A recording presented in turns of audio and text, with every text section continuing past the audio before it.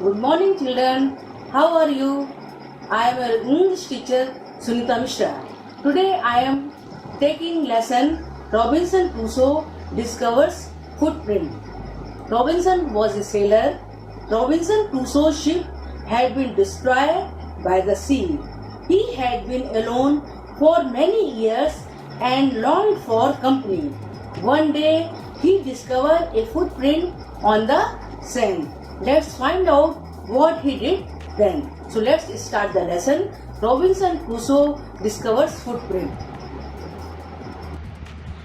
One day when I was going towards boat, I was surprised to see the footprint of a man on the sand. I stood amazed. I listened.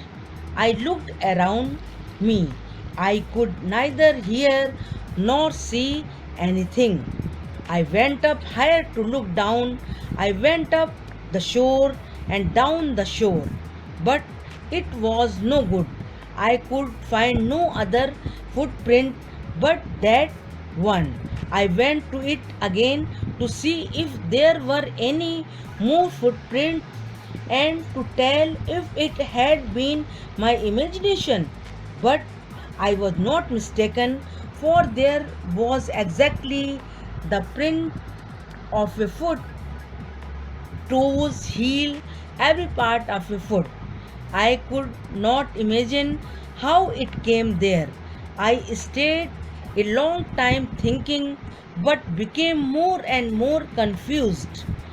At last, I returned home very frightened, looking behind me after every 2 or 3 steps, mistaking every bush and tree to be a man.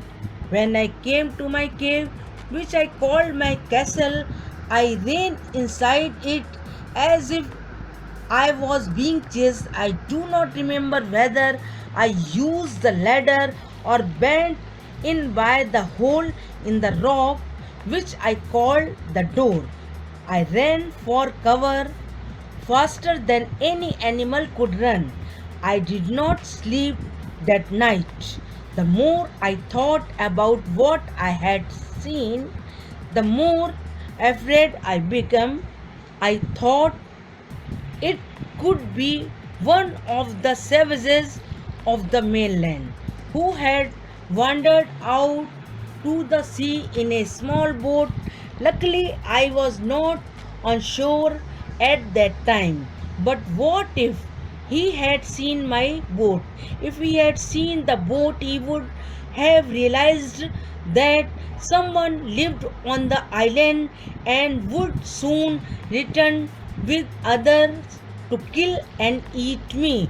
And so I lay fearful for many days and prayed for protection. In doing so, I was much comforted and began going out to investigate. But even now, as I went forward, I looked behind me frequently because I was still very frightened. However, as I went about 2 or 3 days and saw nothing, I became a little bolder. I decided to go down to the shore again and examine the footprint once more. I decided to measure it with my own foot mark. As I came closer to the footprint, I realized that it could not be my footprint because I had not come to this part of the beach since a long time. Secondly, as I placed my foot alongside that footprint, it seemed longer than my own. My fear returned. I went home again, believing that there was someone there.